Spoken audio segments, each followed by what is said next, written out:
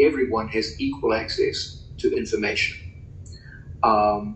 Once you gain that information, you can use that to build training programs. You don't have to be training with the best guys in the world. You just need access to the information and to train with your peers to make remarkable progress over time. Always remember that Roger Gracie, when he moved to England, was training mostly with white belts and blue belts. And yet that was the time he made the most progress in his career, because he had information, he figured things out, he used trial and error methods, he constantly worked with the students. It didn't matter that the students weren't particularly experienced, he was still making incredible progress, more than almost anyone at that time in the world.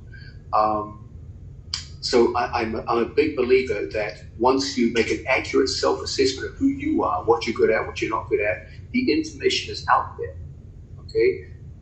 Then just build a training program based on refining your current strengths and working your way around your current weaknesses.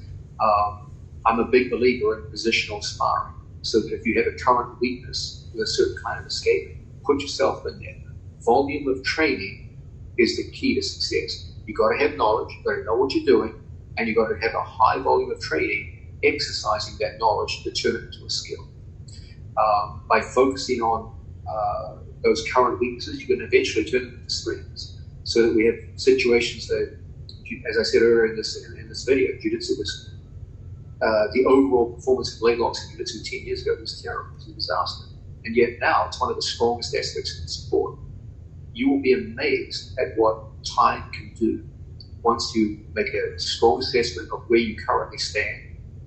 An accurate self-diagnosis, usually best done through the use of video.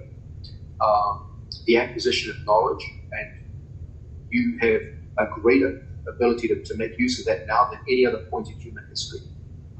You can go on Roger's website, there's numerous websites out there, there's instructional videos.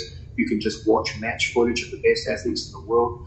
There's an incredible opportunity for anyone, regardless of location, to gain information. Then it's a question of taking that information and building it into physical skills. Okay? It's not enough just to have knowledge, but about it perform. And that will come from a training program, which I believe should be focused primarily around positional sparring and the drilling of moves until you feel. And initially, you have to drill moves with a lack of resistance, just to get a basic feeling for the technique. And then you have to progressively work against tougher and tougher opponents, applying it under sparring conditions. If you do this over time, you can make remarkable progress. There's an old saying that most people tend to greatly overestimate what they can do in terms of progress over a 6-month period, but greatly underestimate what they can do over a 5 to 10 year period. Okay, if you just have some patience and work in this disciplined manner, based on a clear assessment of where you stand now, the acquisition of knowledge, and the turning of that knowledge into physical skill through a specialized training program based largely around positional sparring and drilling, you would be amazed at what you can do to transform yourself in 5 to 10 years. I think you're burning a lot of people neurons there, because it's no, I fully agree with you. I think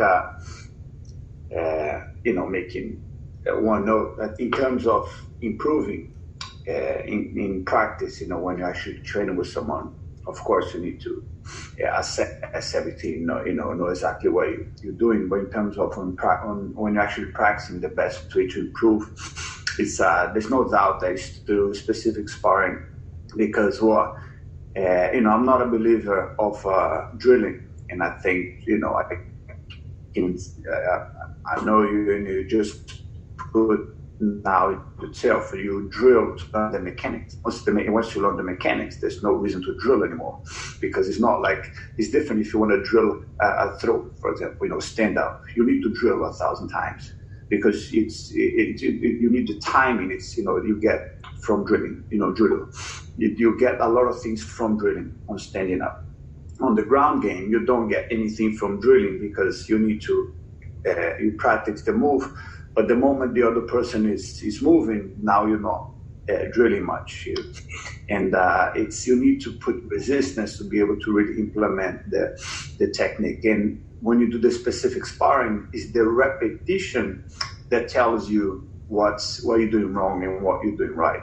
Because when you go over the same movement over and over again with sparring, then you see, even you might take longer to see what's happening, but eventually you will do. Because if you keep doing the same escaping, let's say we're doing specific from, side control, and every time I'm attempting to escape, I'm failing. But we're always in the same situation, so I'm constantly trying different ways. And the moment that I find something that works, that's the direction that you start going towards it. And even if it doesn't work straight away, but you're always going back.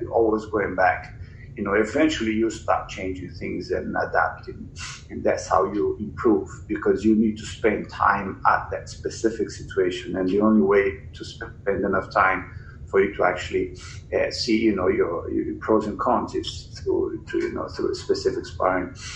The full sparring, you get to have fun. You don't really learn much because you don't spend much time in each position. You spend little time in many situations with the specific sparring. It's that's how I always try develop my skills, through specific sparring. So any area that I wanted to improve, that my focus was on specific sparring. When you get to spend time, you find that if I want to improve my submissions from the back, I'm going to start on your back, and as I'm trying to attack, to escape, and then I'm going to do I keep doing the same thing over and over again, and you keep escaping over and over, and then suddenly I do something different that now can hold you longer. That's how you improve, through things like that, in my opinion. Of course, you need to learn. You cannot do that on your own without knowledge or learning, someone giving you techniques to actually try on. But once you have them, you practice them on specific sparring, no doubt. Well said, Roger. The whole idea is to transform knowledge into skill. Okay, you have to make a strong distinction between knowledge and skill. If you have no knowledge, then the situational sparring it'll make you tough, but it won't help much because you don't have a sense of direction in your sparring. You're just trying to survive, or just clumsily trying to win if you're in a dominant position. But once you have a sense of what am I trying to accomplish in this situational sparring, or specific sparring, as Roger calls it, that's when the magic starts to happen.